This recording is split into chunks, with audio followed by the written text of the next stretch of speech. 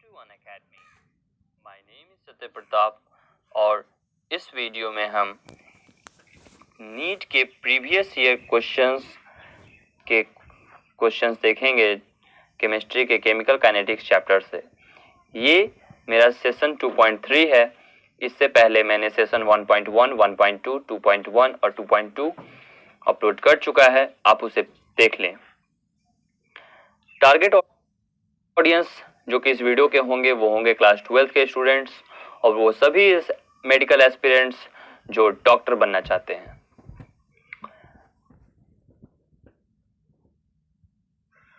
तो इस वीडियो का आपको मैक्सिमम बेनिफिट कैसे होगा ये मैं पहले आपको बता दूं कि आपको वीडियो पॉज करना है और क्वेश्चंस को खुद से एक बार अटेम्प्ट लेना है।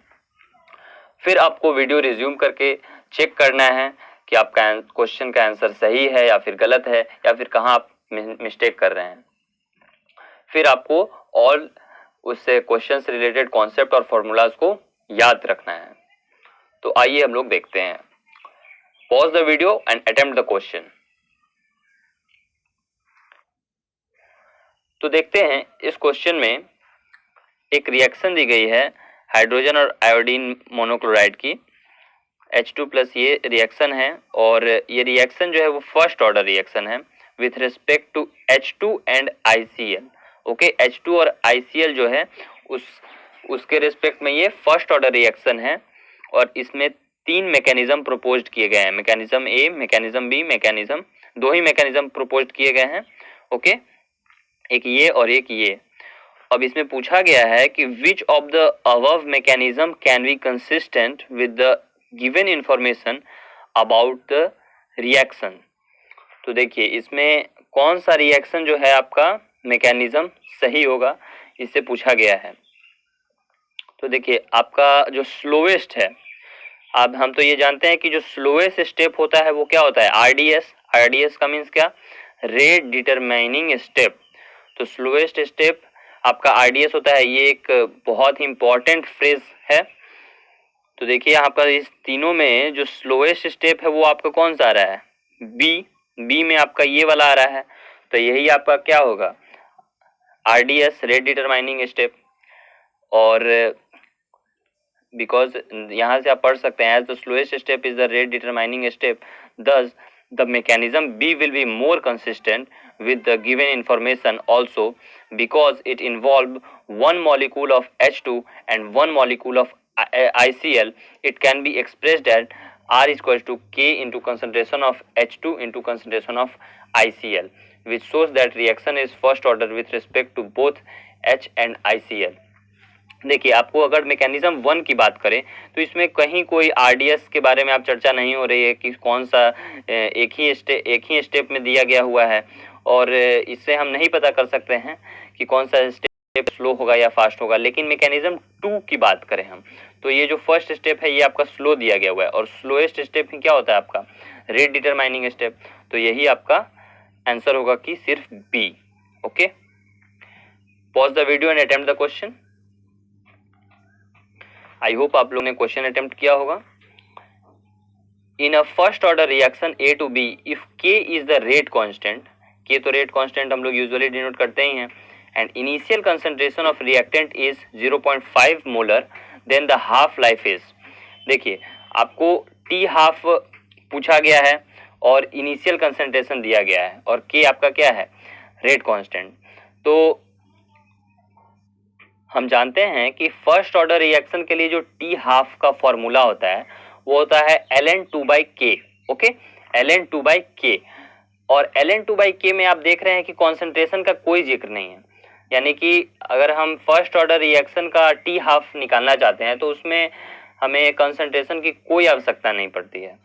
तो इसका बस k हमको पता ही है तो आंसर हो जाएगा इसका ln2/k, यानी कि option number C. Let's move to the next question. Pause the video and attempt the question. I hope आप लोगों ने क्वेश्चन अटेम्प्ट किया होगा। देखिए क्वेश्चन में पूछा गया है, कहा गया है कि 60% of first order reaction was completed in 60 minute, 50% of same reaction would be completed in approximately. Mean जो 60% ऑफ रिएक्शन है वो आपका 60 मिनट में कंप्लीट हुआ है, तो 50% कितना सेम रिएक्शन 50% कितना देर में कंप्लीट होगा। देखिए फर्स्ट ऑर्डर रिएक्शन के लिए ये तो एकदम रामबाण फॉर्मूला है, क्यों, है ना। ठीक है, KT equal to ln A naught. A naught क्या होता है, मीन्स कंसंट्रेशन ऑफ ए कब, इनिशियल एट टाइम 0, और ये concentration of A at time t। ये ए क्या आता है, रिएक्टेंट होता है। अब देखिए T60 पे अगर आप देखें इसमें T60 के, तो K का वैल्यू तो आपका कांस्टेंट ही रहेगा through out the reaction. ln A not by, यहाँ पे आपका जब 60% रिएक्शन कंप्लीट हो गया तो कितना बचा आपका, 1 माइनस से 60/100, तो आपका क्या हो जाएगा 4/10 आपका आएगा, लगभग 40/100 तो 4/10 होगा।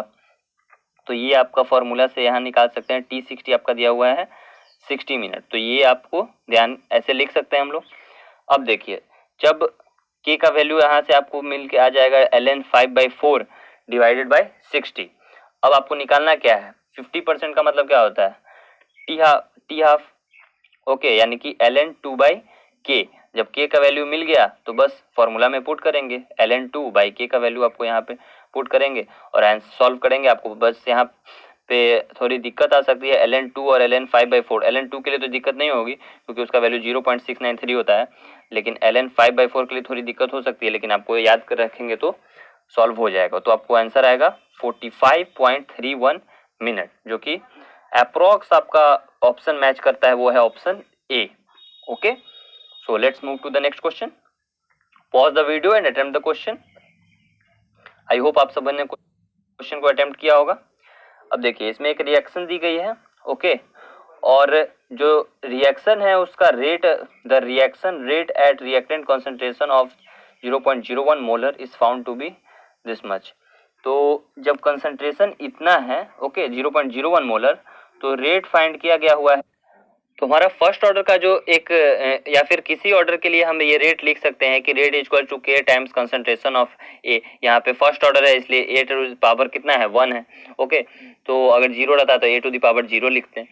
तो यहाँ पे rate equal to K times concentration of A लिख सकते हैं। तो जो K का वैल्यू हो जाएगा वो हो जाएगा rate by concentration of A। यहाँ पे आपको रेट पता है, कॉन्सेंट्रेशन भी पता है, तो K का value just put the value and get the answer. अब देखिए K का वैल्यू आपको मिल गया, अब T हाफ का वैल्यू चाहिए। T हाफ का वैल्यू कैसे निकालेंगे, ln 2/k। ln 2/k, तो K का वैल्यू आप यहाँ से निकाले ही हैं, जस्ट इसको यहाँ पे कर दीजिए, पुट कर दीजिए, और आपका सॉल्व करके आंसर आएगा 347 सेकेंड्स, जो कि ऑप्शन डी से मैच करता है। तो आपका D number option right answer होगा। Pause the video and attempt the question.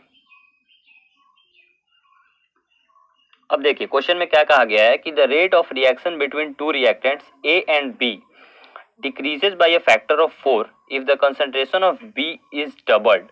The order of this reaction with reactant respect to reactant B is।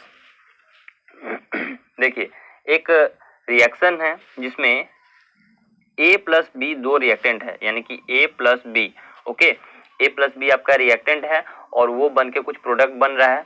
तो कहा गया है कि अगर B को डबल करते हैं, ओके, A के बारे में कुछ नहीं कहा गया, A के बारे में हम लोग कुछ नहीं बोलेंगे, B को जब हम डबल करते हैं तो रेट है वो 1/4 टाइम्स हो जाता है, यानी घट जाता है।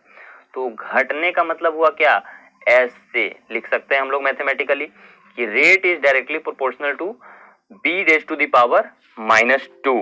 ओके, रेट इज B के रिस्पेक्ट में कितना हो जाएगा, -2। तो बस आपका B नंबर ऑप्शन राइट हो जाएगा। Let's move to the next question.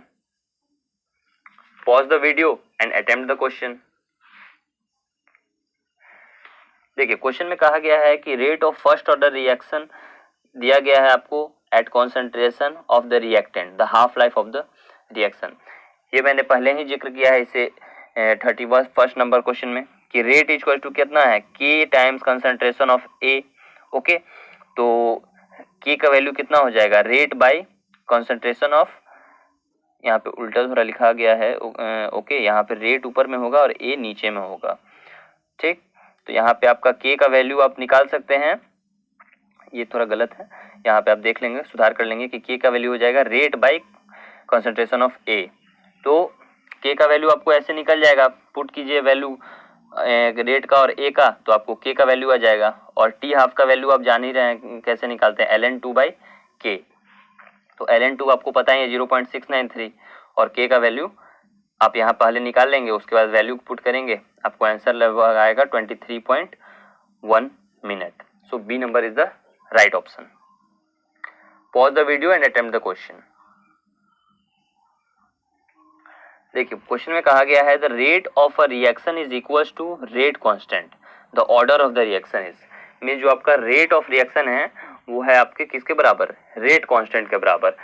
देखिए तो इसे हम हीट एंड ट्रायल मेथड से सॉल्व करेंगे। पहले आप जीरो ऑर्डर का सॉल्व करेंगे, तो जीरो ऑर्डर में आपको जो है रेट इज इक्वल टू कैसे लिख सकते हैं, ऐसे लिखेंगे rate is equal to K times concentration of A raise to the power zero.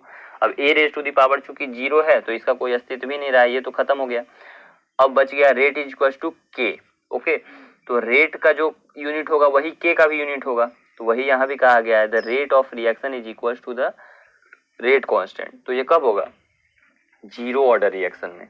First order में होगा नहीं, क्योंकि यहाँ ए का पावर कितना हो जाता है, 1 हो जाता है फर्स्ट ऑर्डर में। तो आपका राइट ऑप्शन बी है। So thank you friends. आपको ये वीडियो कैसा लगा आप जरूर हमें कमेंट कीजिएगा और पूछ लीजिएगा अगर आपको कोई डाउट हुआ तो।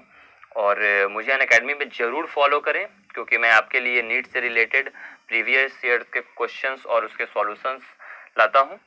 So thank you and have a nice day.